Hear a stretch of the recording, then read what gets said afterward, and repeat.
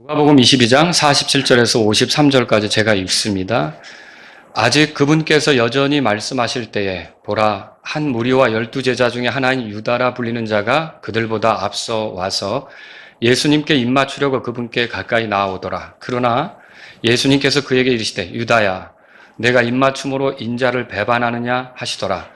그분 주위에 있던 사람들이 무슨 일이 뒤따를지 알고 그분께 이르되 주여 우리가 칼로 치리이까 하더라.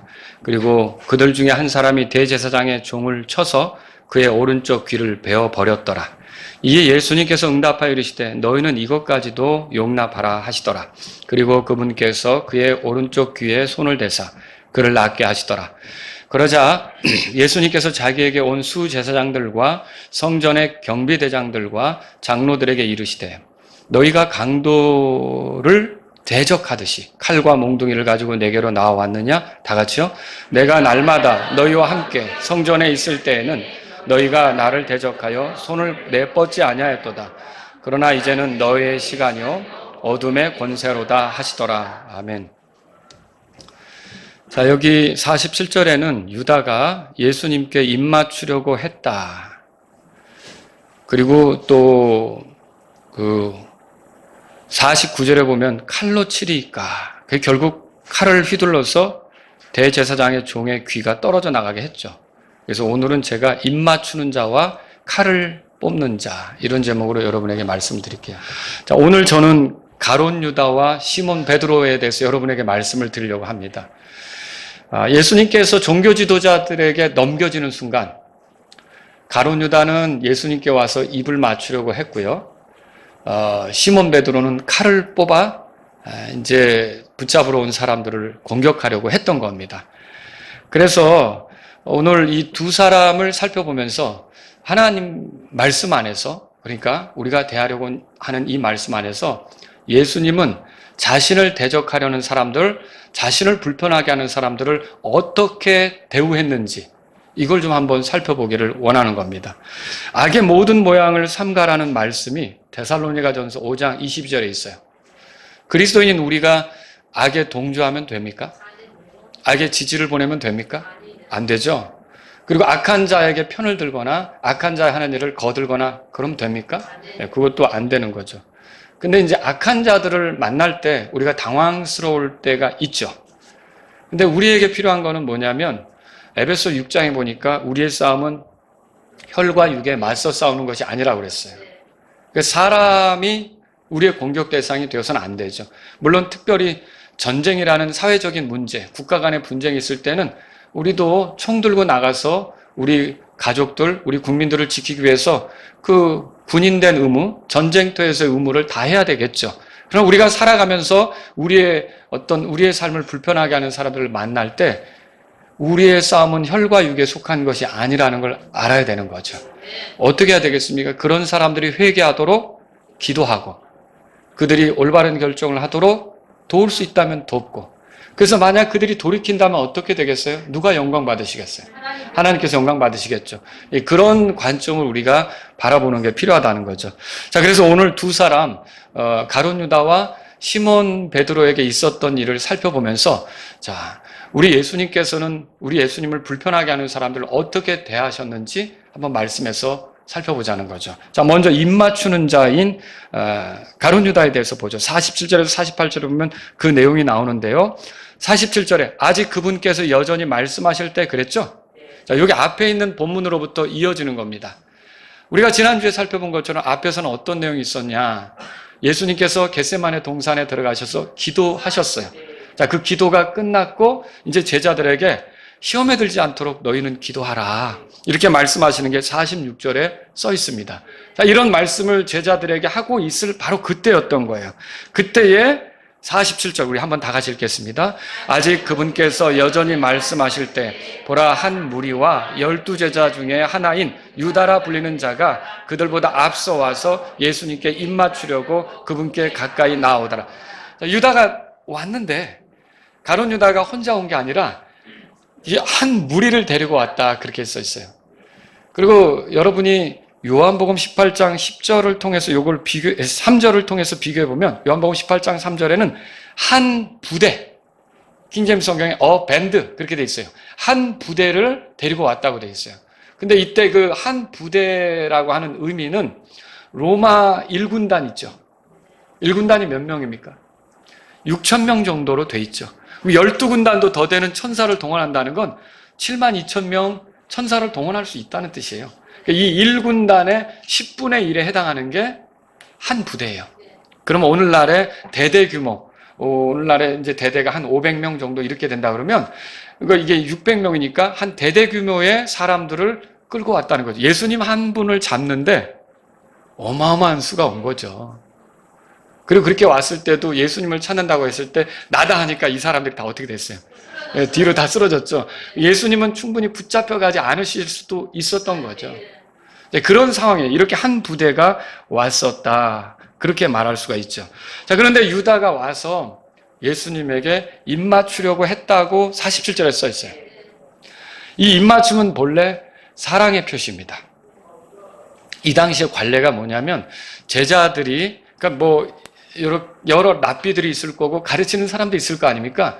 그럼 그 제자들이 자기 스승을 존경한다, 사랑한다는 표현으로 그 볼에다가 이렇게 입을 맞추는 게 관례였어요. 자, 가룟 유다가 이렇게 하는 것은 평상시도 기회가 된다면 어떻게 이제 예수님하고 좀 떨어져 있다가 모처럼 만나면 예수님에게 입 맞추었던 사람이라는 걸 알 수 있는 거죠. 그만한 그 관계, 예수님하고의 관계가 어떤 거냐면 굉장히 가깝고 친밀한 관계였다. 이런 것을 알 수가 있는 거죠. 그런데 이 당시에 가룟 유다가 쓰려고 했던 입맞춤은 그 순간에는 예수님에 대한 존경이나 사랑의 표시가 아니었어요. 마태복음 26장 48절을 보면 이 가룟 유다가 사람들을 데리고 오면서 이렇게 말한 게 써 있어요. 읽어드립니다. 내가 입맞추는 사람이 바로 그니 그를 단단히 붙잡으라.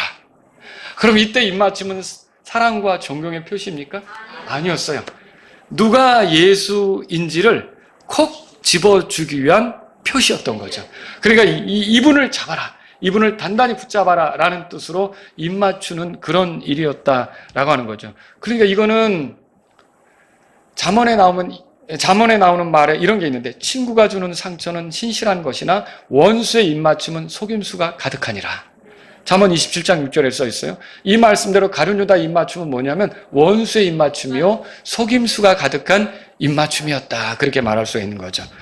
자, 이때 이렇게 예수님을 잡으려고, 그러니까 넘겨주려고, 그리고 입맞추면서 바로 이 사람을 붙잡아라! 라는 뜻으로 입맞추려고 다가온 가룟 유다를 향한 예수님의 태도가 무엇이었느냐? 이걸 여러분과 제가 주의 깊게 볼 필요가 있는 거죠. 자, 주님은 화내셨습니까? 주님은 너! 이렇게 하고 막 따지셨습니까? 아니었어요. 주님은 굉장히 평온하게 가룟 유다를 대할 수가 있었던 거죠.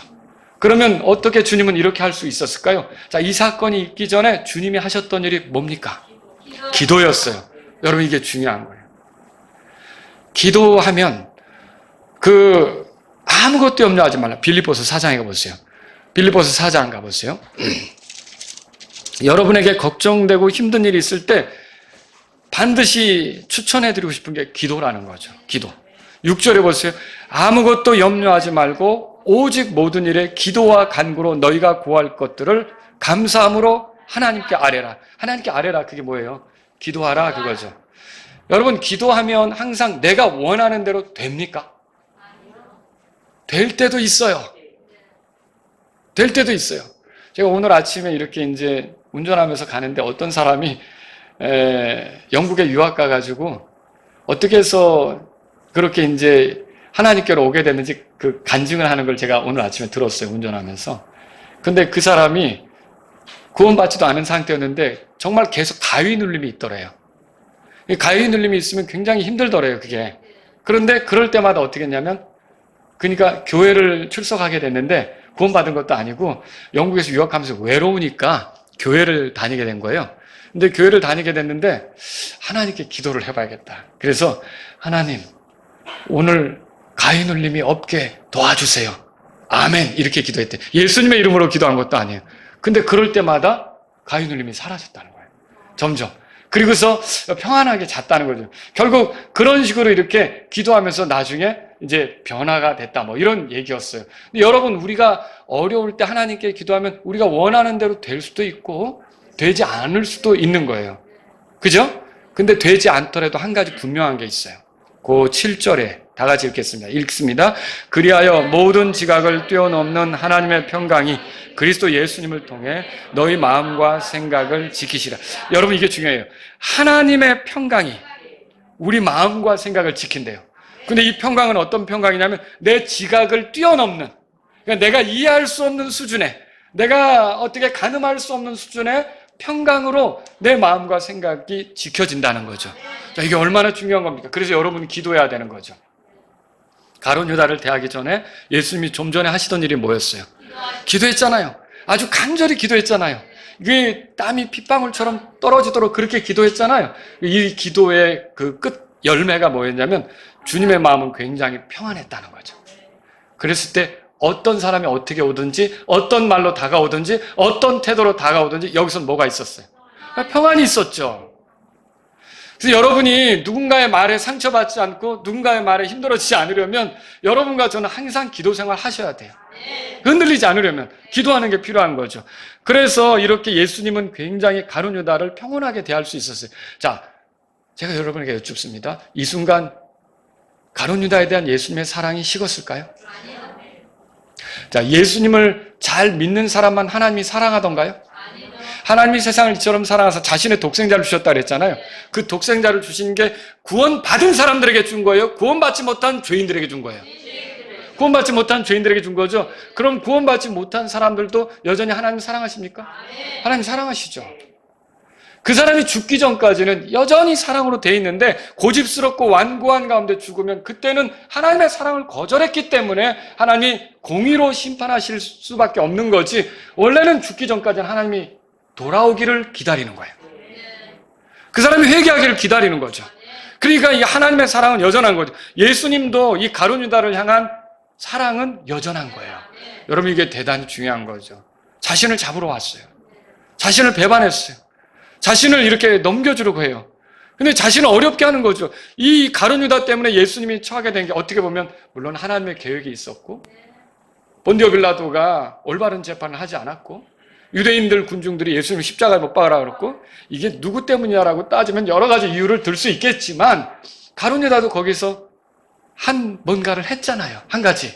그렇죠? 그러니까 가룟 유다로 인해 예수님이 처하게 된 게 얼마나 어려운 거예요. 모욕적인 거예요. 비난받고 고난당하고 굴욕당하고 이렇게 사람들에게 제대로 대접받지 못하고 이런 상황 속에 예수님이 처해지게 된 거라고요. 그러면 이 첫 단추와 같은 가룟 유다에 대해서 예수님이 너 어떻게 그럴 수 있냐라고 비난할 수 있지 않습니까? 근데 상당히 평온하게 대하셔요. 이거 왜 그렇습니까? 아버지와의 관계가 평온하면 겉으로 뭐가 다가와도 여러분은 평온하게 대할 수 있어요. 그러니까 항상 기도하셔야 돼요. 모든 일에 기도하셔야 돼요. 하나님 아버지께 요청하고 도움을 구하고 그런 여러분들이 될 수 있기를 바랍니다. 예수님은 가룟 유다에게 이렇게 물으셨죠. 마태복음 26장 50절에 보면요, 내가 무슨 까닭으로 왔느냐 그랬어요. 몰라서 물어요? 아니죠. 예수님은 이미 가룟 유다가 온 목적을 알죠. 예수님이 누구예요? 하나님이세요. 모든 걸 다 꿰뚫어 보시잖아요. 우리의 마음을 어떻게 예수님께 숨길 수가 있겠어요? 그분이 다 들여다보고 있는데 가룟 유다에게 너 무슨 일로 왔냐? 무슨 까닭으로 왔냐? 이렇게 묻는 거는 몰라서 묻는 게 아니에요. 여러분, 아담이 범죄했을 때 하나님께서 아담에게 물으셨어요. 내가 어디 있느냐? 창세기 3장 9절에 써 있죠. 하나님께서 아담이 숨은 곳을 몰랐습니까? 숨바꼭질 하다가 못 찾겠다 꾀꼬리, 아담아 어디 있느냐 그거예요? 알죠? 그런데 왜 이런 질문을 합니까? 원래 아담은 하나님께 숨을 만한 위치가 아니었어요. 하나님하고 아주 좋은 관계였어요. 하나님이 만들어주신 것을 누리면서 하나님의 명령에 따라 하나님 안에서 아름답게 살아간 사람이 숨은 거예요. 지금 네가 어떤 위치에 있느냐? 너가 왜 이렇게 숨을 수밖에 없는 위치에 있게 된 거냐? 왜 내가 나의 얼굴을 피하여 그런 어두운 곳으로 들어가서 피할 수밖에 없는 위치에 있는 거냐? 그의 실상을 깨닫게 하기 위해서 이 질문을 던진 거죠. 또 여러분, 내가 먹어서는 안 된다고 하는, 내가 내게 명령한 그 나무에서 난 것을 내가 먹었느냐? 창세기 3장 11절에 써 있어요. 그럼 아담이 먹은 거를 먹었나 안 먹었나 하나님 모르시는 거예요? 알죠. 근데 왜 이런 질문을 하는 겁니까? 그가 먹어서는 안 되는 것을 먹었고 하나님의 명령을 어겼고 죄 가운데 있다는 것을 깨닫게 하기 위해서 지금 이렇게 하는 거 아닙니까? 여러분, 아벨이 죽은 그때 하나님께서는 이제 가인을 찾아오셨어요. 그 가인에게 물었죠? 뭐라고 물었어요? 내 동생 아벨이 어디 있느냐? 아니, 몰라서 물어요? 알죠. 근데 왜 이렇게 묻습니까? 아벨이 어떻게 된 것에 대한 가인의 책임, 가인의 죄, 가인이 아벨을 쳐 죽인 거 아닙니까? 그 죄에 대한 자백을 듣기 원하신 거죠. 사람이 구원받는 데 있어서, 하나님의 은혜를 누리는 데 있어서, 하나님의 긍휼을 누리는 데 있어서 죄에 대한 자백이 중요합니다. 내가 죄 가운데 있었다, 내가 죄인이다, 이런 인정이 중요한 겁니다. 구원받는 것도 그러니까 어떻게 보면 자기가 죄인인 것을, 하나님을 등지고 살았던 죄인인 것을 심각하게 깨닫고 거기서 건져주실 구세주로 예수님을 발견하고 예수님을 의지할 때 구원이 되는 거죠. 그래서 이런 것 때문에, 그런데 가인은 어떻게 했어요? 내가 알지 못하나이다, 내가 내 동생을 지키는 자니까 라고 그렇게 자기에게 온 기회, 하나님의 은혜를 누릴 수 있는 기회, 이것을 날려버렸다는 거죠. 여러분, 죄를 부끄러워하며 자백할 수 있는 기회, 하나님의 긍휼과 은혜를 누릴 수 있는 기회거든요. 우리 중에 완전한 자가 누구예요? 실수하지 않는 자가 누구예요? 잘못하지 않는 자가 누구예요? 어떤 마귀의 유혹 앞에 넘어지지 않을 수 있는 그런 담대하게 설 수 있는 자가 누구냐고요. 나는 결코 부인하지 않겠다고 했던 베드로도 우리가 이제 얼마 뒤에 보면은 이제 조만간에 그 설교에 대해서 듣게 될 거예요. 부인했죠? 다 넘어지는 거예요. 여러분, 사람이라는 것 자체가 약한 거예요. 우리 자신이 너무 부족하고 모자란 게 틀림없습니다. 근데 문제는 뭐냐면 그걸 인정하지 않는 거예요. 내가 잘했다고 생각하는 거예요. 나는 틀린 게 없다고 생각하는 거예요. 나는 옳게 했다고 생각하는 거죠. 하나님께서 어떤 경로를 통해 우리가 잘못했다고 알려주시면 이게 부끄러운 겁니다. 하나님, 내가 옳지 않게 했습니다. 여러분이 정직하게 자백하면 가인처럼 되지 않습니다. 여러분이 그걸 인정하고 하나님의 은혜를 구하면 하나님하고 더 좋은 관계가 된다는 걸 아시겠습니까? 지금 이 가룟 유다에게도 마찬가지예요. 내가 무슨 까닭으로 여기 왔느냐? 그거 몰라서 묻는 게 아니에요. 너 나 넘기려고 왔지. 그러면 그때 이 가룟 유다가 어떻게 되겠습니까? 가슴을 치면서 이게 다 들켰잖아요. 다 아시는 분 아닙니까? 주님, 죄송합니다. 제가 주님이 제 마음, 제가 원하는 대로 하지 않는 것 같아서 속상해서 주님을 배반했는데 너무 부끄럽습니다. 주님! 하고 꼬꾸라지면서 주님이 붙잡혀 간다면 나도 끌려가겠습니다. 해야 되는 거 아닙니까? 그게 가룟 유다가 보여줘야 되는 모습이죠. 그런데 가룟 유다는 그렇게 하지 않았던 거예요. 시편 41편 9절에 이렇게 써있죠. 참으로 내가 신뢰하였고 내 빵을 먹은 나의 잘 아는 친구가 나를 대적하여 자기 발꿈치를 들었나이다. 여러분, 오늘 본 말씀 보세요. 거기 이제 가룟 유다에게 이렇게 말했지만 마태복음 거기 6장에 보면요, 친구여 이렇게 말했어요. 26장 50절에 친구여 내가 무슨 까닭으로 왔느냐. 이 붙잡으러 온 가룟 유다를 향해서 예수님 뭐라고 불렀어요? 친구라고 불렀어요. 자, 여기 아까 제가 조금 전에 읽어드린 시편 41편에 나의 잘 아는 친구가 나를 대적하여 자기 발꿈치를 들었나이다. 이 예언의 성취죠. 구약에 그 예언되었던 나를 대적하는 친구가 너다 알려주시는 거죠. 그리고 친구로 여긴다는 건 여전히 이 웬수야 이렇게 안 했어요. 이 웬수야, 네가 무슨 뜻으로 여기 왔느냐? 안 했어요. 그렇게 하는데도 뭐라고 한 거예요? 친구요. 여러분, 친구를 위해 자기 목숨을 버리는 것보다 더 큰 사랑은 없다고 그랬어요. 여전히 가룟 유다를 향해 주님의 사랑이 동일하다는 것을 보여주고 있는 거죠. 자, 우리가 잘못했을 때 주님은 우리에게 알려주시죠. 하나님 말씀을 통해서 알려주십니다. 그때 우리는 가룟 유다처럼 하지 말아야 됩니다. 고집 부리지 말아야 됩니다. 자기 뜻대로 계속 나가지 말아야 합니다. 그것은 주님의 은혜를 발로 차는 것과 같다는 거죠. 누구든 잘못할 수 있어요. 저도 잘못할 때가 많습니다.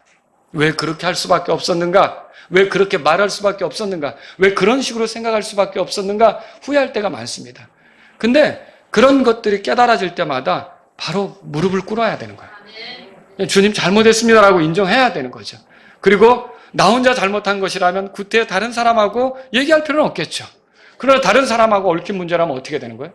찾아가야죠. 여보 내가 잘못했어 할 수도 있는 거고, 얘들아 내가 잘못했다 이렇게 얘기할 수도 있는 거고, 아무개 형제님이요 내가 미안합니다 그때 내가 실수한 것 같습니다 라고 얘기할 수도 있는 거고, 여러분이 그렇게 할 수 있다는 것이죠. 예수님은 다시 물었어요. 48절에 보세요. 오늘 본문에 48절 다 같이 읽겠습니다.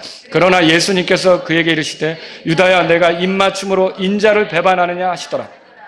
자, 인자라는 말을 했어요. 사람의 아들이라는 소리죠. 근데 이게 왜 이 말을 썼을까요? 자, 지금 6월절 새벽이잖아요. 근데 그 몇 시간 전 밤에 제자들하고 같이 식사했죠.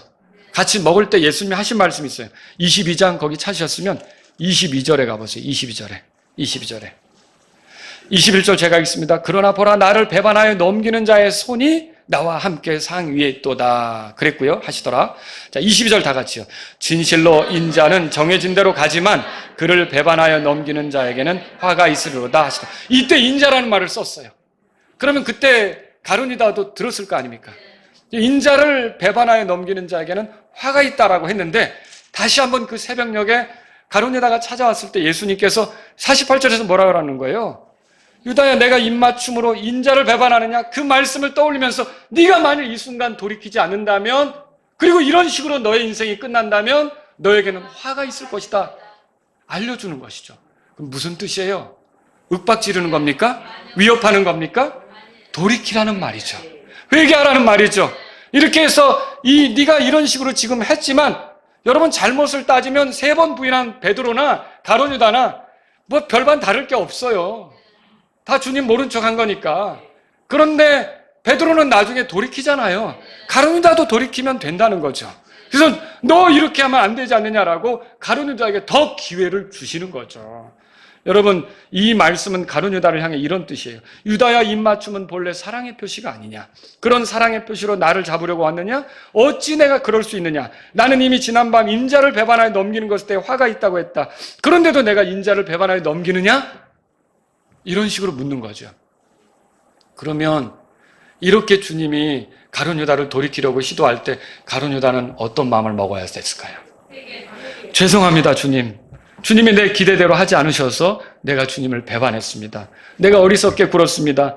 내가 주님께 용서를 구합니다. 주님 이제 저도 주님과 함께 가겠습니다. 잘못했습니다. 이렇게 하면 얼마나 좋아요. 그죠? 유다는 꿈쩍했습니까? 예. 만일 가룟유다가 여기서 주님의 은혜를 입어야 됐다면, 그분은 계속 은혜를 주시려고 하거든요. 은혜를 주시고 있는 거죠. 근데 그걸 못 누리는 거예요. 이 은혜를 누리고자 했다면 고꾸라졌어야 됐죠. 근데 가룟유다는 어떻게 했어요? 마귀의 대리자가 되기로 했던 거예요. 뜻을 돌이키지 않았어요. 오늘날 우리가 마귀에게 속을 때 나타나는 현상 뭡니까? 주님께서 우리를 건지시고자 돌이키고자 알려주시는 일이 있는데 거기에 대해서 완고한 거예요. 거기에 대해서 고집 부리는 거예요. 거기서 돌아서려고 하지 않는 거죠. 그런데 만일 내가 돌아선다면 어떤 일이 벌어질까요? 놀랍게도 마귀가 이렇게 나를 체인 같은 걸로 말하자면 얽어매고 있다면 그게 풀려지면서, 마귀의 그런 체인 같은 게 풀어지면서 내가 자유롭게 주님과 더 가까워질 수가 있겠죠. 근데 내가 고집을 부리고 이 마귀의 그런 그 속임수에 계속적으로 놀아나면서 잘못이 없는 것처럼 뻔뻔하게 간다면 가룟유다 같은 결말이 나타날 수도 있는 거죠. 제가 왜 이 말씀을 여러분에게 드립니까? 누구나 다 잘못합니다. 저도 잘못합니다. 그러나 주님은 그런 잘못된 순간에 주께서 알려주실 때 어떻게 하라는 거예요? 돌이키라는 거죠. 돌이키면 여러분에게 또 다른 기회 있습니다. 의로운 자는 7번 넘어질지라도 새롭게 다시 일어나는 걸 믿으십시오. 주님은 베드로에게도 이제 3번이나 부인했지만 3번이나 내가 나를 사랑하느냐 물으면서 다시 형제들을 강하게 하라고 기회를 주신 거예요. 그 때문에 형제들이 실족했을 거 아닙니까? 아니 예수님을 따르는 그 베드로가 예수님을 3번이나 부인했대. 그게 얼마나 형제들을 실족시켰을까요? 그렇죠? 그런데 이제는 어떻게 하라는 거예요? 형제들을 강하게 하라. 그 말씀대로 내 양들을 먹이라. 그거 교회를 세우라. 이렇게 하면서 주님이 기회를 주시지 않습니까? 저와 여러분들이 돌이키면 기회를 얻어요. 여러분과 저는 부족한 순간, 부끄러운 순간, 내가 잘못했다고 느끼는 순간, 여러분 체면이나 어떤 내 어떤 위치나 이런 거 생각할 게 아니라 주님 앞에 정직하셔서 여러분이 주님이 회복해 하시는 거, 주님을 위해 기회를 갖고 사용이 되는 것을 누릴 수 있게 되기를 바랍니다. 여기 두 번째로 칼을 쓰는 자에 대해서 살펴볼게요. 49절 한번 우리 읽어보죠. 49절. 그분 주위에 있던 사람들이 무슨 일이 뒤따를지 알고 그분에게 이르되 주여 우리가 칼로 치리이까? 이게 이제 분위기가 심상치 않은 거예요. 우리 예수님이 붙잡혀갈 게 뻔히 보이는 거예요. 너무 많은 수가 왔잖아요. 이들이 그냥 온 게 아니에요. 또 손에 하나씩 들고 왔는데 몽둥이하고 칼 같은 걸 들고 왔어요. 그러니 뭐 예수님이 꼼짝없이 붙잡혀 가겠다 생각하니까 이 제자들이 칼 두 자루가 있었다 그랬잖아요. 그러면 이게 칼을 뽑으면서 우리가 이거 칩니까? 라고 했던 거예요. 그러면 예수님이 대답을 하셔야 되잖아요. 근데 너무 급했던 거예요. 대답하기도 전에 칼을 휘두른 거예요. 그래서 요한복음 18장에 10절에 보면 누가 칼을 휘둘렀는지 범인이 나와요. 누가 휘둘렀습니까? 네, 베드로였다고 요한은 써줘요. 또 친절하게. 베드로가 왜 썼어? 이럴지도 모르겠어요. 근데 거기에 콕 집어서 베드로가 그걸 했다 이렇게 썼어요. 그리고 피해자도 써 있어요. 말고라고 거기 써 있어요. 대제사장 말고의 귀가 떨어져 나갔다고 이렇게 딱 써 있는 거죠. 그런데 보세요. 이렇게 그럼 베드로는 왜 이런 행동을 했을까요? 거기 누가복음 22장 보세요. 아까 읽었지만 이제 33절 보세요. 22절 읽었고 이제 33절 보세요. 베드로가 이렇게 말하죠. 읽습니다. 이에 그분께 이르되 주여 내가 감옥에 가든지 죽으러 가든지 주와 함께 갈 준비가 되었나이다 하더라. 주님과 함께 죽을 준비가 돼 있다고 각오를 표현했잖아요. 그럼 이 순간에 진짜 그 각오가 표현돼야 되잖아요. 그래서 내가 이 시간에 싸우다가 죽어도 좋습니다라는 걸 보여야 되잖아요. 그 자기의 어떠함을 보이기 위해서 칼을 착 꺼낸 거죠. 자, 근데 이게 주님을 위한 겁니까? 아니에요. 보이기는 주님을 위한 것처럼 보이죠. 항상 이게 문제예요. 주님이 원하셨습니까? 아니죠. 이게 우리가 그리스도인을 살아가면서 주님은 원하지 않는데 내가 주님을 위하겠다고 하는 게 항상 문제가 생기는 거예요. 베드로는 이게 보면 상황에 어울리게 행동하지 않은 거예요. 예를 들어서 겸손하고 두려워야 될 때는 나는 주님을 위해 죽을 수 있습니다. 이렇게 말하지 않나. 기도해야 된다고 할 땐 또 어떻게 그 상황에는 가서 자고 있지 않나. 이 시간에 어때요? 모든 걸 받아들여야 되는 상황 아닙니까? 그런데 칼을 뽑으면서 나는 주님을 위해 싸우겠습니다. 이런 식으로 하지 않나. 우리도 이럴 수 있다는 거예요.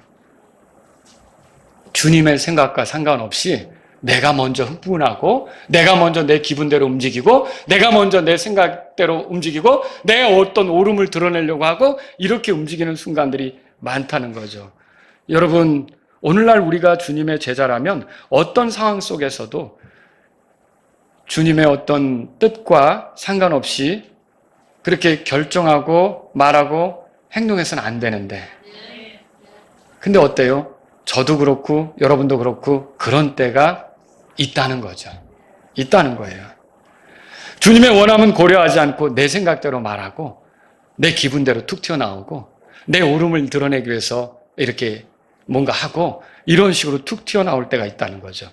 여러분, 이렇게 해서 원수처럼 다가온 이 사람들에게 원수 갚는 거 하나님의 뜻입니까? 아니에요. 로마서 12장 보세요. 로마서 12장. 자, 우리가 예수님으로부터 배우면 좋겠습니다. 로마서 12장. 로마서 12장. 자, 19절. 자, 19절 다 같이 읽겠습니다. 지극히 사랑하는 자들아, 너희 스스로 원수를 갚지 말고 도리어 진노하심에 맡기라. 이는 기록된 바 원수 갚는 일은 내 것이니 내가 갚으리라 주가 말하노라 하였기 때문이라. 자, 다른 사람이 내게 악하게 했다. 그런데 나도 그래서 못 견디고 악으로 행했다. 그럼 그게 악에게 지는 거죠. 악에게 지는 거죠. 나도 악을 따랐으니까. 그게 악에게 지는 거예요. 주님은 그걸 원치 않는 거죠. 오늘날 세상의 원리는 뭡니까? 눈에는 눈, 이에는 이. 그거 아시죠? 그게 뭐예요? 저 사람이 나를 이렇게 괴롭혔으면 나도 그렇게 괴롭히고 똑같이 하는 거죠. 자, 이게 눈에는 눈, 이에는 이. 이게 어디서 나온 말이에요? 율법에서 온 거죠. 그 율법대로 대하는 거예요. 근데 하나님은 우리가 누군가를 대할 때, 자, 하나님으로부터 배우기를 원해요. 하나님은 율법을 주신 것은 맞지만, 진정 우리를 대할 때는요, 은혜로 대하세요. 여러분 그거 믿으십니까? 하나님이 우리를 대할 때, 율법은 세워놓으시고, 우리를 건지시는 문제는 율법대로 건지는 게 아니라, 은혜로 건지셔요. 그러니까 이 하나님의 은혜를 깨달은 사람들은 다른 사람을 대할 때 율법대로 대하지 않습니다. 다른 사람을 대할 때 어떻게 대해요? 은혜로 대해요. 율법대로 대한다는 게 뭐예요? 저 사람이 나를 이렇게 힘들게 했으면 나도 똑같이 힘들게 하마. 저 사람이 나에게 인사하지 않으면 나도 인사하지 않으마. 저 사람이 나에게 이걸 빼앗아 갔으면 나도 언젠가 기회가 되면 저 사람 걸 빼앗겠다. 이게 율법대로 대하는 거죠. 근데 은혜로 대하는 건 뭐예요? 저 사람이 저렇게 부족해도 나는 여전히 관대하게 하자. 저 사람이 이렇게 나에게 힘들게 해도 내가 여전히 그 사람을 위해 기도하며 사랑으로 대하자. 여러분 이게 은혜라는 걸 믿으십니까? 예. 나에게 상처를 준 사람에게 내가 그러니까 보복하는 건 나입니까? 누굽니까? 하나님께서. 내가 보복하는 거 아니라고 지금 읽으셨어요. 원수 갚는 건 누구에게 달렸어요? 하나님께 달렸다고 써있죠. 21절 보세요. 그 밑에. 로마서 12장 21절 다 같이 읽습니다. 악에게 지지 말고 도리어 선으로 악을 이기라. 이게 뭐예요? 무엇이 악에게 지는 겁니까? 상대방이 악하게 군다고 나 역시 악하게 구는 거예요. 그럼 그 사람도 악에게 진 거고 나도 악에게 지는 거죠. 근데 그 사람이 악하게 굴었어도 나는 어떻게 대해야 되는 거예요? 선하게 대하는 것이 하나님의 뜻이 선으로 악을 이기라 그렇게 말하여 있죠. 만일 우리를 향한 핍박자에게도 은혜를 베풀어야 된다면 핍박자는 우리를 죽이려고 하잖아요. 핍박자에게도 은혜를 베풀어야 된다면 핍박자에게 은혜를 베푸셨죠. 사도 바울. 사울이었을 때 얼마나 주님의 교회를 핍박했어요. 그러니까 이렇게 핍박하니까 주님은 저 인간은 안 돼. 저 인간은 얼마나 교회를 괴롭히는지 몰라. 저 인간은 나랑 상관없어. 저 인간은 저렇게 살다가 지옥으로 떨어져야 돼. 이거였습니까? 어느 날 다가오셔서 은혜를 베푸셨죠. 자신을 드러내주셨죠. 사도 바울의 삶이 변화된 거 아닙니까? 여러분 마찬가지죠. 여러분 우리가 알아야 될 게 이런 핍박자에게도 은혜를 베푸시는 분이 주님이세요. 그러면 핍박자가 아닌 성도인 우리는 주님을 따르잖아요. 근데 우리가 잘못할 때는 하나님이 은혜를 거두시나요? 우리가 그 은혜를 못 누리는 것뿐이지 하나님의 은혜는 계속됩니다. 성경에는 이렇게 써 있어요. 주님의 긍휼은 아침마다 새롭다. 해가 떠오르는 것처럼 새로운 해가 떠오르잖아요. 그럼 주님의 긍휼은 어제로 그 유효기간이 끝난 게 아니라 오늘 아침 또 긍휼이 떠오르는 것과 같다는 거죠. 하나님의 긍휼이 나를 향해 영원하다는 걸 믿습니까? 우리가 은혜 위에 서 있다는 걸 믿으십니까? 은혜가 지배하는 왕국에 들어와 있다는 걸 믿으십니까? 율법이 지배하는 왕국이 아니라 하나님의 은혜가 다스리는 왕국에서 우리가 살고 있는 거예요. 이 은혜가 통치하는 세상에서 하나님은 나를 어떻게 대하시느냐? 내가 이렇게 넘어지고 이렇게 부족하고 이렇게 잘못하는 것을 많이 보여도 끊임없이 은혜의 손길을 내밀며 돌이켜서 더 온전하게 되기를 바란다는 거죠. 이게 하나님의 뜻이죠. 여러분이 이런 하나님을 안다면 자, 핍박자에게도 은혜를 베풀려고 했는데 악을 선으로 대하라고 했는데 악을 악으로 대하면 안 된다고 했는데 우리의 지체에 부족한 것을 대할 때는 어떻게 될까요? 더 해야죠. 더 해야 되는 거 아닙니까? 그 사람을 위해서 더 기도해줘야 되는 거 아닙니까? 기도해줘야 되는 거죠. 여러분, 그래서 우리가 오히려 더 선을 행하고 더 기다려주고 더 기대하고 더 화평하게 지내려고 해야 되는 게 하나님의 뜻 아닙니까? 자, 그 위에 보세요. 로마서 12장 찾으셨으면요. 17절. 아무에게도 악을 갚지 말라. 모든 사람의 눈앞에서 정직한 일들을 예비하라. 로마서 12장 17절 읽었어요. 그죠? 그 다음에 18절 다 같이 읽겠습니다. 가능하다면 너희가 할 수 있는 대로 모든 사람과 뭐라고 돼 있어요? 이게 하나님의 뜻이에요. 모든 사람하고 화평하게 지내라는데 가능하다면 그랬어요. 그렇지 못한 경우도 생길 수가 있겠죠. 그 사람이 나를 싫어해서 도망갔는데 그 사람이 달아났는데 내가 붙잡고 쫓아다니면서 나하고 화평하게 지내자 할 수는 없잖아요. 그죠? 그 사람이 교리적으로 문제가 있고 이단 교리를 고치지 않고 또 도덕적으로 잘못했는데 그걸 회개하지도 않는다. 그러면 내가 분리할 수도 있는 거잖아요. 근데 그런 경우가 아니고 그 사람이 부족함이 드러났고 그 사람이 잘못한 게 드러났고 그래서 나에게 손을 내밀고 내가 잘못했다고 하고 그러면 어떻게 하라는 뜻이에요? 화평하게 지내야죠. 여러분 이게 하나님 말씀이라는 거예요. 모든 사람과 더불어 화평하게 지내야 된다면 더더욱 그리스도인들 간에는 어떻게 됩니까? 더 화평하게 지내야죠. 여러분, 우리는 주님께서 하나 되게 하신 모임이에요. 이게 나누어지는 건 마귀가 아주 좋아합니다. 이게 서로 불화하는 건 마귀가 아주 좋아합니다. 여기서 서로 갈등하는 건 마귀가 아주 좋아합니다. 여러분들이 주님께 경배하러 왜 온 거예요? 누구를 기쁘게 하려고 온 거예요? 자, 우리의 창조 목적은 하나님을 기쁘게 하는 게 우리의 창조 목적이에요. 요한계시록 4장 11절에 써 있어요. 그리고 우리가 구원받은 목적은 하나님의 영광을 위해 살도록 먹든지 마시든지 그분을 영화롭게 하게 구원받은 거예요. 우리가 경배하러 온 건 누구를 기쁘게 하게? 하나님을 기쁘게 하게. 그런데 내가 아무리 주님께 경배한다고 해도 만일 내 지체와 화평하지 않으면 그게 하나님 기쁘게 하는 겁니까? 누가 제일 좋아하겠어요? 당연히 마귀가 좋아하겠죠. 마귀가 좋아하는 대로 살면서 하나님을 기쁘게 한다고 하면 그게 지금 가룟 유다가 마귀의 편에 서서 예수님을 넘기려고 하는 것과 뭐가 다르냐는 거죠. 여러분, 이걸 예수님이 알려주실 때 가룟 유다는 돌이켜야 됐던 것처럼 여러분이 이런 사실들을 알았을 때 하나님 앞에서 돌이켜야 되는 거예요. 계속 가면 안 되는 거예요.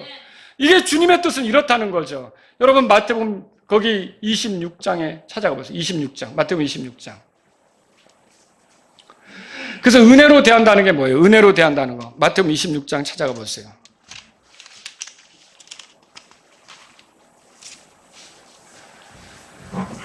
거기 52절 보세요. 52절. 그때 예수님께서 그에게 이르시되 내 칼을 도로 제자리에 꽂으라. 이는 칼을 잡는 자는 모두 칼로 망할 것이기 때문이라. 너는 내가 지금 내 아버지께 기도하여 당장이라도 그분께 12군단이 넘는 천사들을, 이 12군단이라면 한 1군단이 6,000명이라 그랬죠? 이제 수가 나오죠? 구약성경 읽어보면 한 명의 천사가 18만 5천 명을 하룻밤에 죽이는 게 나오죠? 그럼 7만 2천 명이 나오면 다 끝난 거죠. 그죠? 그렇게 하실 수 있는 거예요. 그런데 안 하셔요. 왜 안 하십니까? 그래야 그분을 대적했던 가룟 유다, 그분을 대적했던 다른 그런 붙잡으러 왔던 사람들, 그분을 대적했던 원수들을 위하여 그들의 죄 때문에 죽어서 그들을 건질 수 있는 기회를 가질 수 있기 때문에. 예수님이 그거죠. 54절 다 같이 읽겠습니다. 그러나 그리 되면 반드시 이렇게 되리라 한 성경 기록들이 어떻게 성취되겠느냐. 여러분, 예수님이 이 순간에도 관심이 뭐냐면 말씀대로 이루어지는 거예요. 여러분과 저는 이런 상황을 만날 때 내 체면, 내 이미지, 내 입장, 내 지위 이런 것들을 생각하느라고 결국은 마귀하고 놀아날 수도 있다는 거죠. 이런 순간에 우리가 생각해야 될 건 이런 순간에 하나님의 말씀은 뭐라고 말하는지, 내 삶에서 하나님 말씀이 어떻게 성취돼야 되는지 예수님처럼 그래야 된다는 거죠. 여러분, 시편 103편 10절에 들어보세요. 그분께서, 하나님께서 그 소리예요. 우리의 죄들에 따라 우리를 다루지 아니하시고 우리의 불법들에 따라 우리에게 갚지 아니하셨도다. 여러분, 이게 은혜예요. 그럼 이 은혜를 우리가 누렸어요. 이 은혜는 여기서 멈춰지면 고여버려요. 썩어버려요. 병들어버려요. 그러나 이 은혜가 흘러가기를 원해요. 우리가 주님께로부터 받은 대로 다른 사람들에게도 그렇게 하기를 원해요.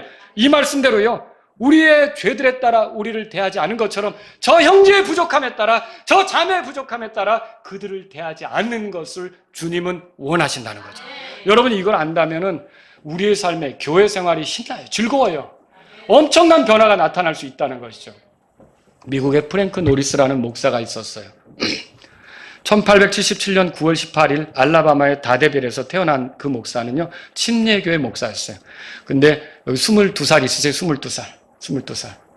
누가 없나? 좋아요. 22살 때 대학 다니면서부터 목회를 시작했어요. 굉장히 젊은 목사죠. 예. 그리고 대학교 졸업하고서는 어떻게 되냐면 달라스에 있는 맥케니 에버뉴 침례교회에서 사역을 시작했어요. 뭐 한 20대 중반 뭐 이렇게 됐겠죠. 그때는. 근데 그때 처음 목회할 때 13명이 교회 회원이었어요. 그리고 이제 10년도 안 돼서 1908년도 그가 그 교회를 떠날 때 1000명이 됐어요. 와, 대단하죠? 굉장히 유능한 그런 사역에 굉장히 열정적인. 그리고 제가 이분을 소개하는 건 특이해서 그래요. 특이한 게 많아요. 이분 때문에 성서 침례 신학교가 세워지기도 했고요. 그런데 이제 1909년도, 아까 거기서 물러나서 1909년 그 이듬해부터는요, 달라스 포트워스 제1침례교에서 목회를 시작했어요.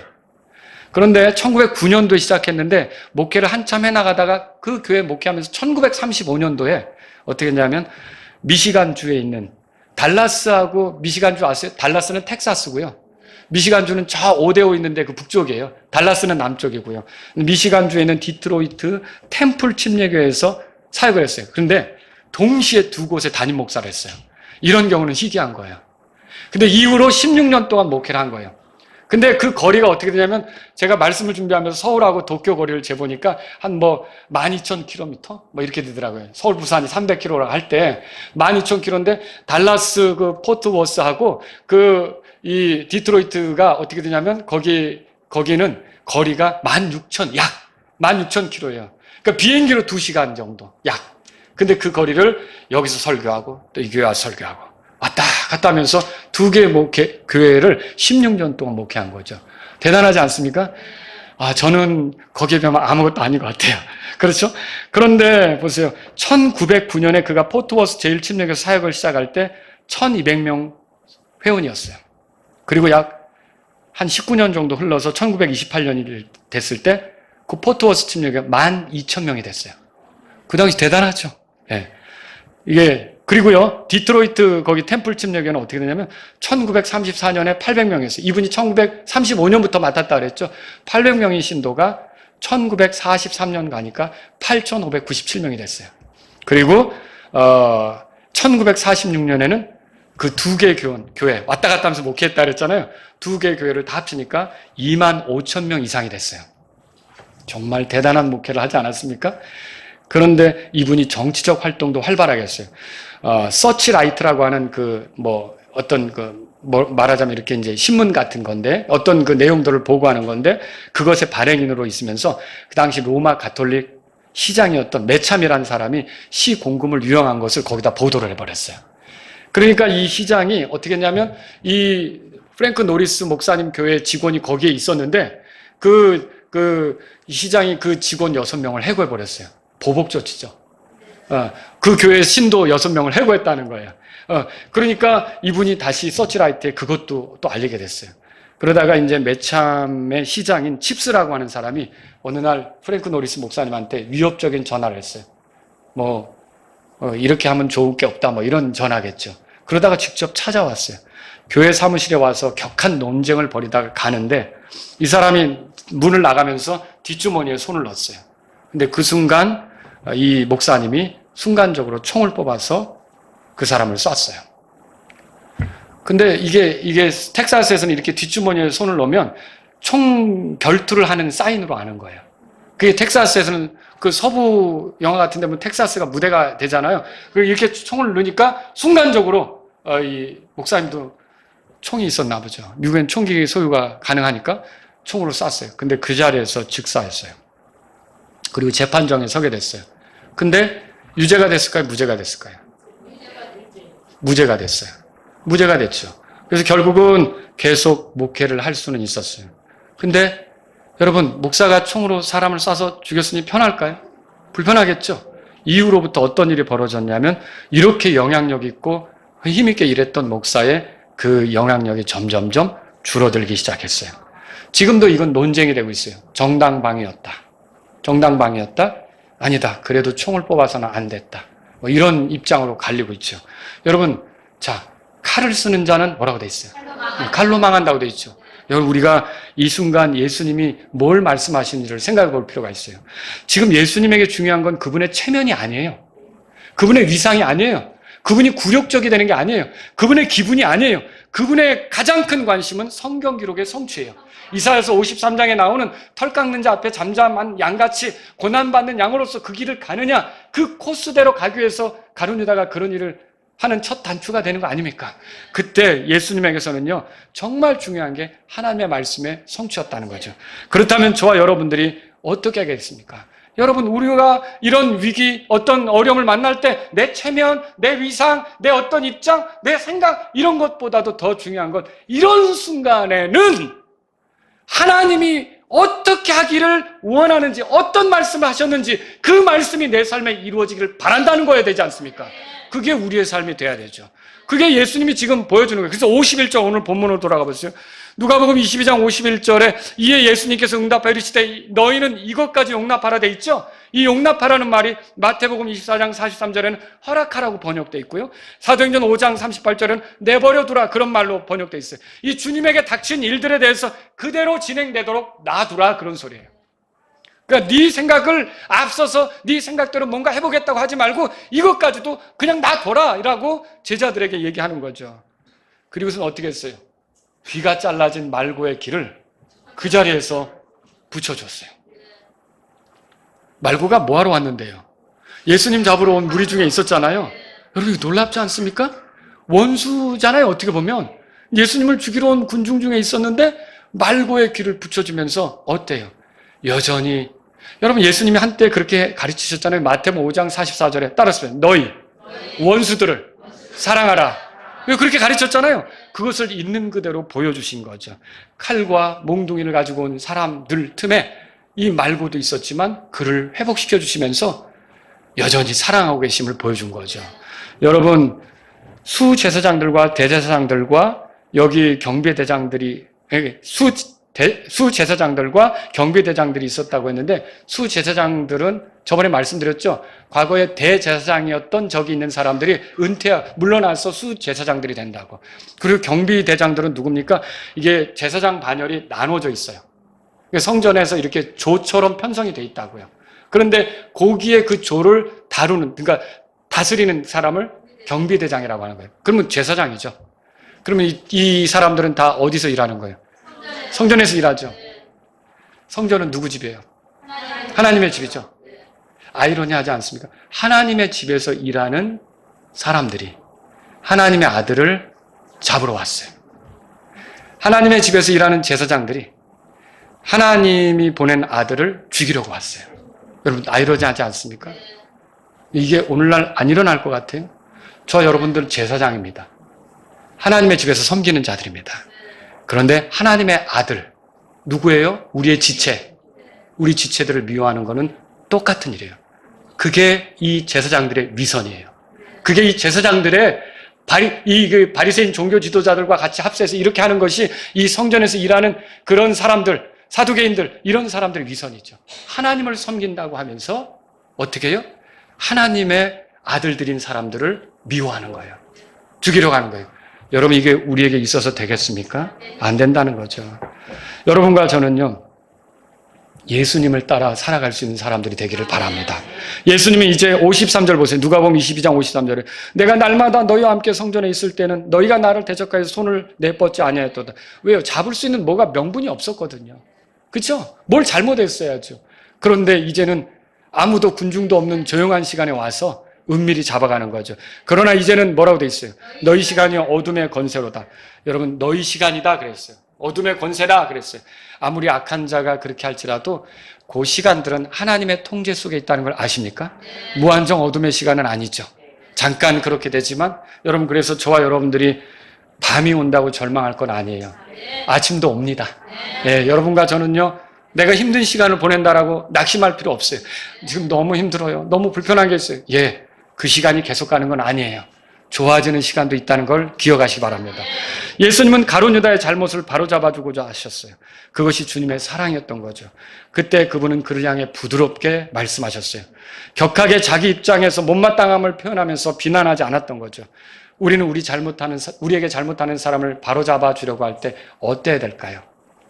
온유의 영으로 그렇게 하라는 말 읽어보시죠. 온유가 뭐라 그랬어요? 온유는요, 성령의 열매죠. 온유는 뭐냐면 이렇게 스펀지 같은 게 있을 때 돌을 던지면 툭 튕겨 나오잖아요. 흡수하고서. 유리창은 어때요? 깨져버리죠? 유리창 같은 게 온유하지 않은 거예요. 그러니까 온유하지 않은 사람은 상처를 잘 받아요. 깨지길 잘한다는 거죠. 근데 온유한 사람은 어때요? 툭 해도 조금 충격은 있었지만 털어버려요. 이게 온유예요. 온유의 영으로 사람을 세워주려고 하라는 거죠. 여러분과 저는요, 갈라디아서 그걸 읽어요. 들어보세요. 형제들아, 만일 어떤 사람이 잘못에 빠지거든 영적인 너희는 온유의 영으로 그러한 자를 회복시키고 너 자신을 살펴보아 너도 시험에 들지 않게 하라. 이 가룟 유다가 잘못했을 때 예수님 스스로가 온유의 영으로 하셨던 거예요. 여러분과 저가 가져야 될 게 그거라는 거죠. 여러분, 가룟 유다는 돌이켰어요? 그게 그의 문제였죠. 돌이키지 않다 보니까 여러분, 구원받은 자가 돌이키지 않으면 구원을 잃어버립니까? 그건 아니죠. 그렇지만 기회를 잃어버릴 수 있어요. 가룟 유다는 직분을 잃었고요. 그 사람을 대신할 만한 사람을 새로 구해야 됐어요. 여러분과 제가 주님을 섬기기를 원한다면 잘못을 가르쳐 주실 때 나를 돌아보고 주님 앞에 인정하고 돌이킬 수 있기를 바랍니다. 여러분, 예수님은 원수들을 위해 기도하라고 가르쳤어요. 그런데 교회 지체는 원수입니까? 동료입니까? 동료죠. 같이 전쟁터에서 하는데 이게 이제 이등병이 서툴러가지고 총을 이게 장전이 안 된다고 막 힐개인을 부르고 있어요. 그러면 어떻게 됩니까? 가서 빨리 그거 도와주고 막 이렇게 해야 되는 거 아닙니까? 여러분, 우리 동료들 중에 하나님 말씀대로 해야 되는데 하나님 말씀대로 잘 못하는 사람이 있어요. 그럼 어떻게 됩니까? 가서 더 빨리 도와줘서 이 영적 전투를 하게 해줘야 되죠. 그러면 우리는 기도하고 그를 위해 기다려주고 그에게 격려하고 이렇게 하는 것이 우리의 삶이 돼야 되는 거 아닙니까? 우리의 원수는 지체가 된다면, 지체를, 우리 그리스도인들을 원수로 삼는 건 누구예요? 마귀죠. 지체를 원수로 삼으면 마귀 편에 서는 거예요. 교회를 핍박하는 거를 예수님 핍박하는 거라고 예수님은 보셨어요. 그러면 저와 여러분들은요, 내가 하나님을 섬기는 제사장이라면 하나님의 아들 된 우리 지체들을 괴롭히거나 힘들게 하거나 적대시하거나 그렇게 해서는 안 된다는 거죠. 그것이 바로 성전 경비대장들과 수제사장들의 위선이에요. 하나님을 섬긴다고 하면서 그렇게 하는 게 어떻게 가능합니까? 근데 그게 우리에게도 일어날 수 있으니 오늘 이 말씀을 들은 여러분들은 그런 유혹이나 그런 함정에 빠지려고 할 때 돌아설 수 있기를 바랍니다. 여러분, 우리는 원수들을 위해 기도할 필요가 있어요. 오히려 요한복음 13장 보고 마칠게요. 요한복음 13장으로 가보세요. 오히려 형제들 간에 어떻게 됩니까? 서로 사랑하는 게 필요하죠. 한국 교회가 비난받는 이유가 뭡니까? 예배당에서 모여서 잘하는데 예배당에 모여있는 사람들끼리 싸우는 거예요. 예배당에서 모여서 하나님께 경배한다고 하는데 이제 경배 딱 끝나면 또 식당 가서 서로 싸우는 거예요. 여러분, 이거 주님이 원하시지 않죠. 35절에 보세요. 35절. 다 같이 예수님 말씀입니다. 읽겠습니다. 읽겠습니다. 만일 너희가 서로에게 사랑이 있으면 이로써 모든 사람이 너희가 내 제자인 것을 알리라. 그 앞에는 새 명령을 내가 너희에게 주노니 너희는 서로 사랑하라. 너희라고 했죠. 너희가 누구예요? 제자들끼리. 서로 사랑하라. 내가 너희를 사랑한 것 같이 너희도 서로 사랑하라. 그렇게 하면 사람들이 우리를 보고 저 사람들은 진짜 예수님의 제자구나 알게 되겠죠. 사람들이, 믿지 않는 사람들이 변화되기를 원하신다면, 그들 중에 더 많은 사람이 구원받기를 원한다면 우리의 모습부터 달라져야 돼요. 예수님 믿으러 왔는데 자기들끼리 싸우고 있어요. 이게 뭐야? 예수님이 이런 식으로 가르쳐? 하고 문을 나가겠죠. 적어도 여기 있는 사람들끼리는 그래서는 안 되는 거예요. 여러분과 저는요, 예수님으로부터 배워서 은혜로, 그러니까 율법으로 사람을 대하지 말고 네가 이렇게 한 대로 내가 해줄게. 너가 이걸 못 미치면 나는 너한테 그렇게 할 수가 없어. 너가 이 수준에 이르러야지 내가 너한테 이렇게 대우해 줄 수 있어. 이게 아니라 하나님이 나에게 그렇게 했다면 나는 여기 서지도 못합니다. 여러분, 우리가 그런 거 아닙니까? 그런데 하나님은 나를 어떻게 대합니까? 은혜로 대하는 거예요. 내가 이렇게 부족하고 내가 이렇게 연약하고 내가 이렇게 넘어지는 순간도 많지만 계속 이 일을 할 수 있도록 은혜를 주시는 것처럼 여러분도 여러분의 지체들을 은혜로 대할 수 있기를 주의 이름으로 바랍니다. 우리 다 같이 일어서시겠습니다. 오늘 이 말씀을 들으신 여러분 가운데 하나님 아버지, 제가 사랑하는 지체들을 은혜로 대하기를 원합니다. 이런 분이 있다면 주님 앞에 나아가십시오. 저를 은혜로 대해주신 하나님 감사합니다. 제가 형제들을 더 사랑하고 자매들을 더 신실하게 섬기는 그런 사람이 되기를 원합니다. 그런 분이 있다면 주님 앞에 나아가십시오. 하나님 아버지, 제가 가룟 유다처럼 잘못할 때 주님이 나를 지적해 준다면 제가 가룟 유다처럼 고집 부리는 게 아니라 돌이켜서 회개해서 주님께 영광 돌리는 사람이 되기를 원합니다. 이런 분이 있다면 주님 앞에 나아가십시오. 하나님 아버지, 제가 어떤 부족한 지체에 대해서 이렇게 바로잡아 주려고 할 때 온유한 영이 되도록 저를 인도해 주십시오. 이런 분이 있다면 이 시간 주님 앞에 나아가십시오.